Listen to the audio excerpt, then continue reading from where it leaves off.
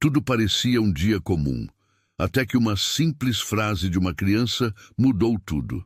Durante um passeio no centro da cidade, o filho de um empresário milionário aponta para uma mendiga suja, sentada na calçada, e diz algo que paralisa o mundo do pai. Papai, aquela mendiga parece muito com a mamãe. Sem acreditar, ele olha, e o que vê faz seu corpo tremer. O coração dispara, a visão fica turva. Ele desmaia ali mesmo. Mas como isso é possível? Querido ouvinte, se você gosta de histórias que emocionam, inscreva-se no canal e ative o sininho para receber novas histórias como essa. Rodrigo Cavalcante tinha 42 anos, dinheiro suficiente para não precisar pensar em dinheiro, e uma dor que nenhuma conta bancária conseguia pagar. Há exatamente um ano, sua esposa Mirella havia desaparecido num desabamento no centro de São Paulo. Um prédio antigo, daqueles que a prefeitura sempre prometia vistoriar e nunca vistoriava de verdade, tinha cedido numa tarde de chuva pesada, sem aviso, sem tempo. Ela deveria estar lá. Tinha marcado reunião com uma arquiteta naquele edifício. O carro dela foi encontrado na rua de baixo. A bolsa entre os escombros. O corpo, nunca. Durante meses, Rodrigo negou. Depois aceitou. Depois, negou de novo. O processo de declaração de morte presumida foi doloroso em cada detalhe. Cada papel assinado era como fechar uma porta que ele não queria fechar. Mas havia Tomás, o filho deles de 10 anos, que precisava de um pai presente, não de um homem despedaçado.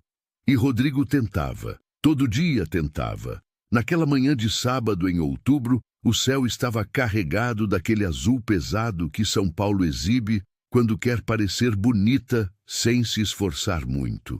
Pai e filho tinham saído cedo do apartamento no Itaim para uma caminhada sem destino, daquelas que Tomás adorava, porque podia entrar em qualquer padaria, pedir qualquer coisa, e o pai nunca dizia não. Eles tinham descido o vale do Anhangabaú, passado pela Praça da Sé e seguido pela rua direção ao mercado municipal, quando Tomás parou. A mão do menino apertou o pulso do pai com uma força que não combinava com o tamanho dele. Papai, olha. Rodrigo olhou, e o mundo parou. Ela estava sentada no meio-fio, encostada na parede de um banco fechado. Cabelo emaranhado, escurecido pela sujeira e pelo tempo. Rosto coberto por uma camada fina de poeira e sol. Roupas que já foram de outra pessoa antes de chegar até ela. Mas havia algo nos traços. Algo no ângulo do queixo, no jeito que as mãos descansavam no colo, dedos levemente curvados, como se esperassem segurar alguma coisa que nunca chegava. Rodrigo sentiu as pernas falharem antes de entender o que os olhos estavam dizendo. O chão subiu na direção dele. Tomás gritou o nome do pai, e 2 pessoas que passavam correram para segurar o homem antes que ele batesse a cabeça no concreto. Quando Rodrigo abriu os olhos, estava deitado na calçada, a cabeça apoiada no joelho do filho. Tomás estava com a bochecha molhada de choro e repetia: pai, pai, pai, como se a palavra fosse uma corda e ele precisasse puxar alguém de volta. Rodrigo sentou devagar, olhou para o lado. A mulher ainda estava lá, no mesmo lugar, olhando para eles com uma expressão que não era medo, não era curiosidade, era algo difícil de nomear. Como quem reconhece uma música que não sabe de onde vem. Um senhor que tinha parado para ajudar disse que ia chamar uma ambulância. Rodrigo disse que não precisava. A voz saiu rouca, cortada, diferente da voz que ele conhecia como sua.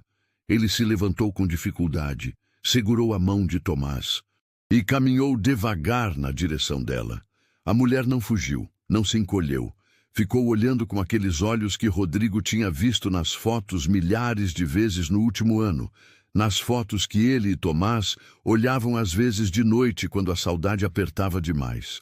Os mesmos olhos castanhos com aquela pequeníssima mancha verde no íris esquerdo que o médico tinha dito uma vez ser uma raridade. Rodrigo parou a 1 metro dela. A garganta fechou. Ela inclinou a cabeça levemente, como se tentasse organizar alguma coisa lá dentro. Eu conheço você, ela disse. Não era uma afirmação, não era uma pergunta. Era algo no meio, como uma frase dita por alguém que está tentando acreditar no que está sentindo. Rodrigo não conseguiu responder. Foi Tomás quem falou. A senhora é minha mãe. O silêncio que veio depois foi o tipo de silêncio que não cabe em palavras. Não foi longo, mas foi pesado o suficiente para que as pessoas que passavam na calçada sentissem que ali estava acontecendo algo que não se interrompe. A mulher olhou para o menino, franziu a testa, abriu levemente a boca e então fechou os olhos por alguns segundos, como se estivesse tentando alcançar algo que estava do outro lado de uma cortina muito espessa. Tomás, ela disse por fim, e a voz saiu diferente, mais funda, com uma tremura que não era de fraqueza. O menino deu um passo à frente. Rodrigo segurou o braço do filho por instinto, mas imediatamente soltou, porque Tomás já estava se abaixando, já estava com os braços abertos, já estava com o rosto enterrado no pescoço daquela mulher que cheirava a poeira e a dias difíceis, e que agora tinha os braços em volta do menino com uma firmeza que vinha de um lugar que nenhuma amnésia conseguia apagar completamente. Rodrigo ficou parado, olhando para os dois, e pela primeira vez em um ano, chorou sem conseguir parar. Mas o que aconteceu depois não foi simples. Nada naquilo foi simples. Mirella não sabia explicar como tinha sobrevivido.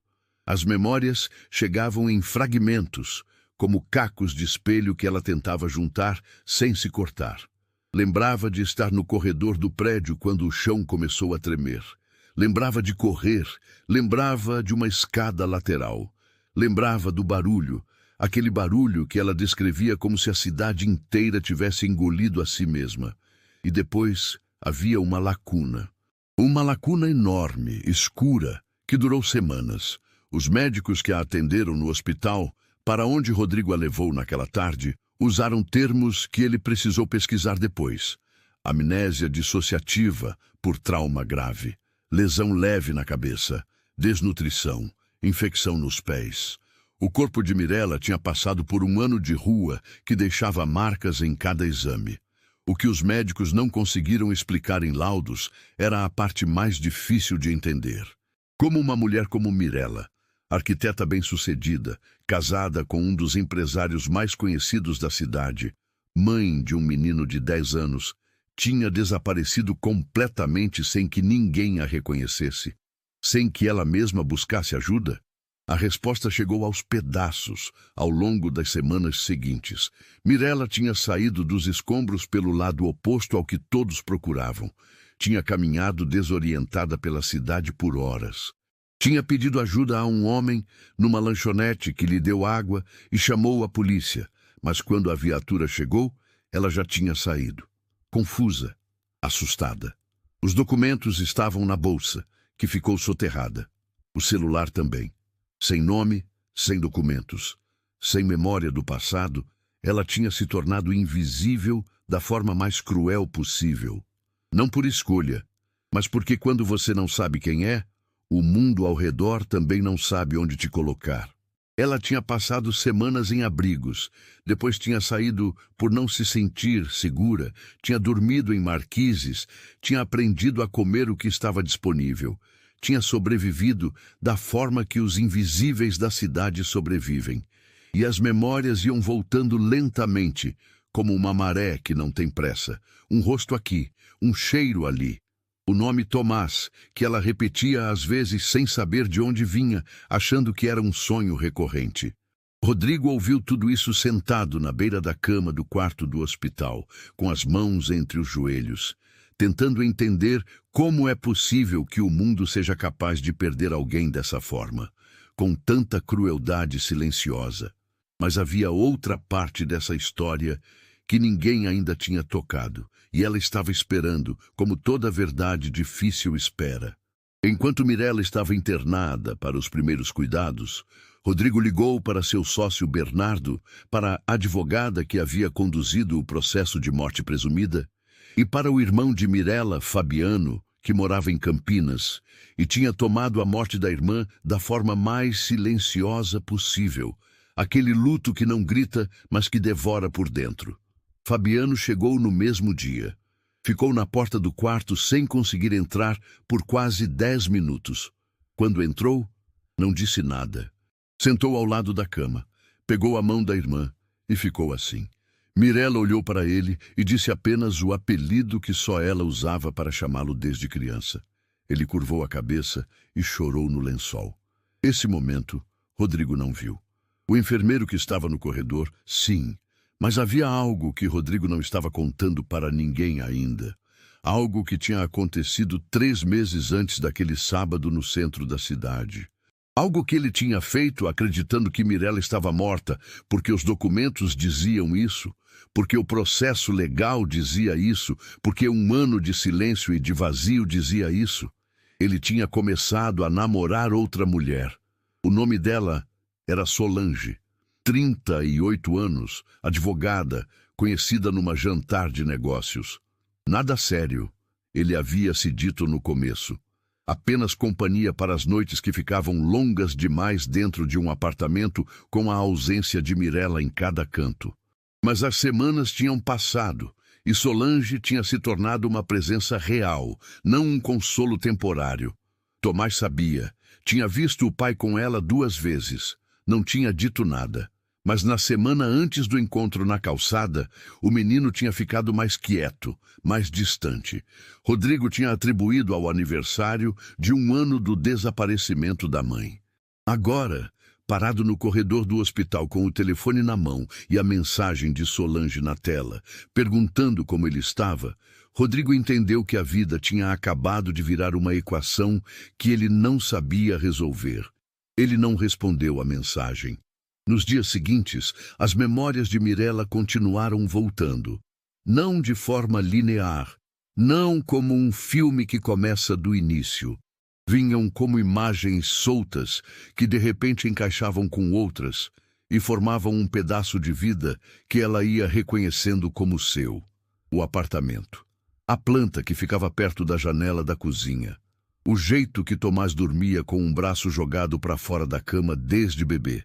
O cheiro do café, que Rodrigo fazia todo domingo de manhã, mais forte do que o necessário porque ele sempre exagerava na medida.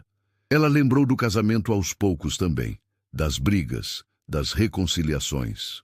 De um período, uns 2 anos antes do desabamento, em que eles tinham quase se separado por conta de uma crise que nenhum dos dois soube nomear direito na época. Uma crise de quem cresceu junto e de repente percebe que virou pessoas diferentes sem querer. Tinham superado, ou tinham achado que superaram.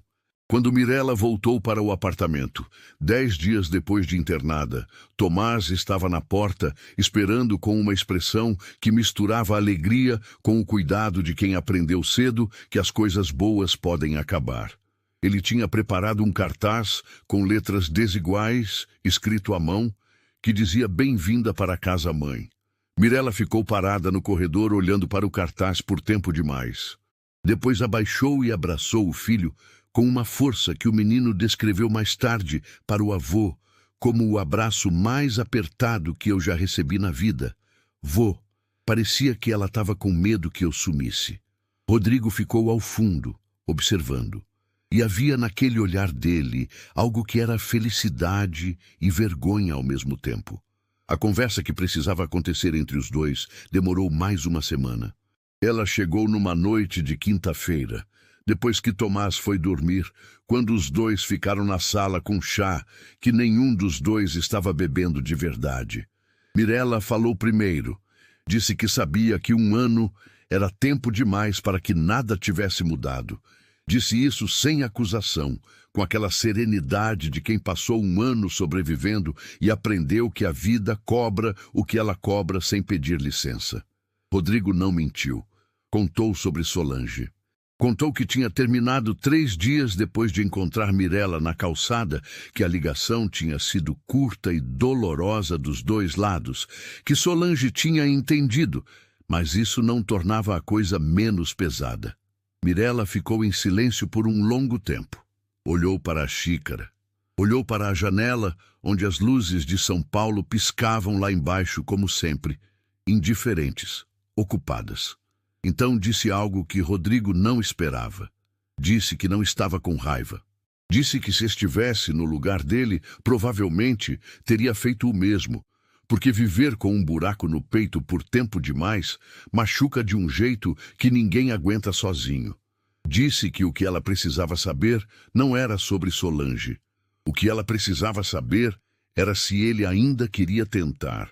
Rodrigo olhou para ela, para esse rosto que ele tinha chorado tantas vezes em fotos e que agora estava ali, real, diferente e igual ao mesmo tempo, com marcas que o ano na rua tinha deixado, que o tempo ia diminuindo, mas nunca ia apagar completamente. Ele disse que sim. E então os dois ficaram em silêncio de novo.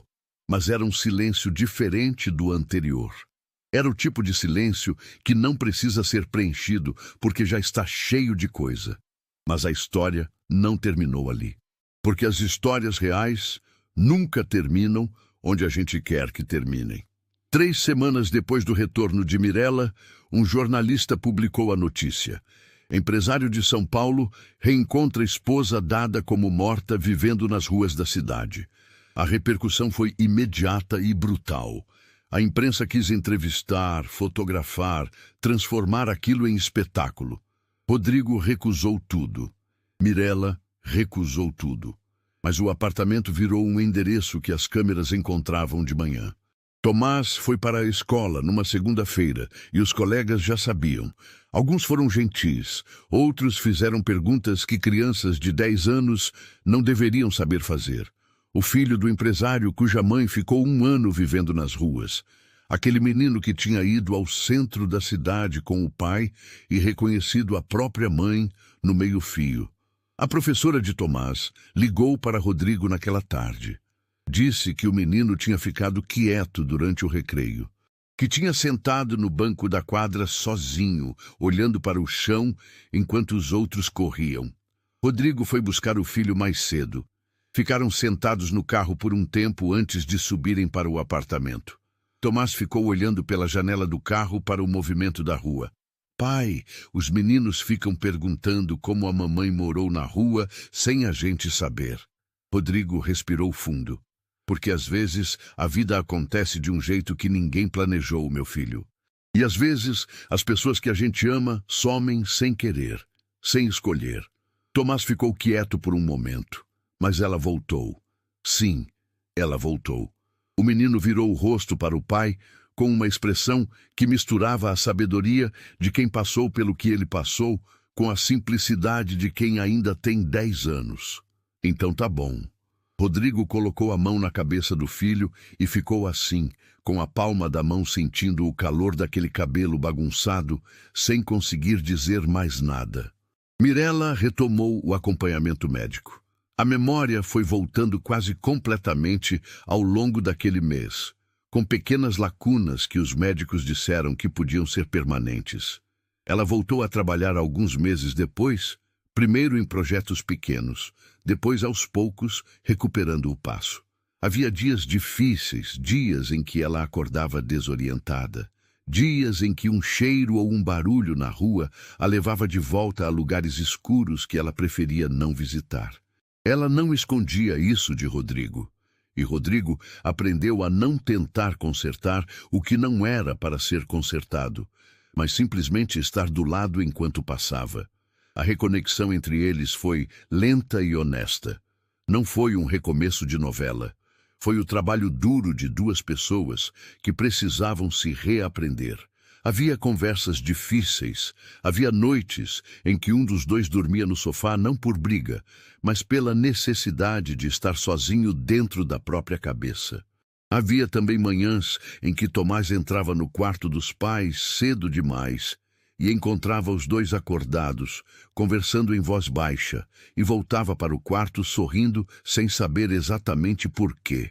Num domingo de novembro, quase 2 meses depois do reencontro, os 3 foram juntos ao centro de São Paulo. Mirella quis ir. Disse que precisava ver de novo aquele trecho da cidade de olhos abertos, de propósito, sem o peso do que tinha vivido lá. Eles passaram pela rua onde o prédio tinha desabado. Havia uma cerca em volta do terreno vazio, placa de obra nova, prometendo um edifício que talvez demorasse anos para ficar pronto. Mirella parou na frente da cerca por um momento. Rodrigo ficou ao lado sem falar. Tomás segurou a mão da mãe. Ela olhou para aquele buraco no meio da cidade com uma expressão que não era de mágoa. Era algo parecido com o reconhecimento de quem olha para um lugar que tirou muito, mas que, por alguma razão que a lógica não alcança, também acabou devolvendo. Então os três seguiram caminhando. Passaram pela mesma calçada onde Tomás tinha visto a mãe pela primeira vez em um ano. Mirella parou ali também, olhou para o meio-fio, para o banco fechado na parede. Tomás disse com a naturalidade simples das crianças: "Eu te vi aqui, mãe. Você estava sentada assim. E você olhou para mim antes de saber quem eu era." Mirella agachou na altura do filho, olhou para ele de perto. "Eu acho que eu sabia, sim. Eu acho que eu sabia, mas eu ainda não tinha palavras para isso." Tomás pensou por um segundo. "Tudo bem, agora você tem." Mirella sorriu. Um sorriso que foi o primeiro completamente solto desde que voltou, sem nenhuma camada de peso por cima. Rodrigo viu esse sorriso e teve que olhar para outro lado por um segundo, porque havia coisas demais acontecendo dentro dele ao mesmo tempo. Eles continuaram o passeio pelo centro. Compraram pão de queijo numa padaria de esquina. Tomás quis parar num banca de revista para ver as figurinhas. Mirella pegou um café e ficou de pé na calçada, segurando o copo de papel com as duas mãos, sentindo o calor atravessar os dedos, olhando para o movimento da cidade que nunca para, que não esperou por ela enquanto ela estava perdida, que seguiu em frente com a indiferença característica de São Paulo e que agora, de alguma forma, parecia um pouco mais dela do que da cidade. Rodrigo chegou ao lado dela com o próprio café. Ficaram os dois parados na calçada, lado a lado, sem precisar de nada além disso. "Você sabia," ela disse de repente, em voz baixa, "que eu passava por aqui às vezes durante aquele ano? Por essa rua." Rodrigo olhou para ela. "Eu não sabia que era aqui, mas eu passava. Alguma coisa me trazia para cá." Ele não respondeu de imediato. Ficou olhando para o movimento da rua, para as pessoas que passavam rápido, cada uma dentro do próprio mundo, nenhuma sabendo o peso daquele metro de calçada onde dois adultos estavam de pé com um café que esfriava nas mãos. "Então, fica bom que a gente voltou para cá juntos," ele disse por fim. Mirella olhou para ele com aqueles olhos castanhos com a mancha verde que ele tinha decorado de tanto ver em foto, que agora estavam de volta no rosto real dela, vivos e cansados e presentes. "Fica," ela disse. E do jeito que ela disse aquela palavra, curta e simples, Rodrigo entendeu que não era só uma resposta para o que ele tinha falado. Era uma resposta para uma pergunta muito maior. Uma que nenhum dos dois tinha feito em voz alta naquele domingo, mas que estava ali desde o dia em que um menino de 10 anos apertou o pulso do pai numa calçada do centro de São Paulo e disse uma frase que mudou tudo. Tomás voltou correndo da banca de revistas com um pacote de figurinhas na mão e um sorriso enorme no rosto, chamando os dois ao mesmo tempo.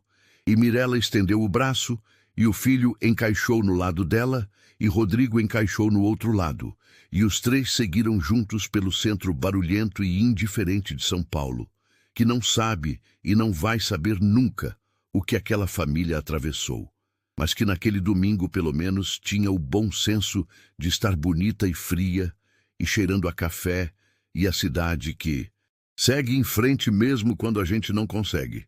Querido ouvinte, se você gostou dessa história, curta o vídeo, se inscreva no canal, compartilhe e comente de que cidade você está vendo esse vídeo.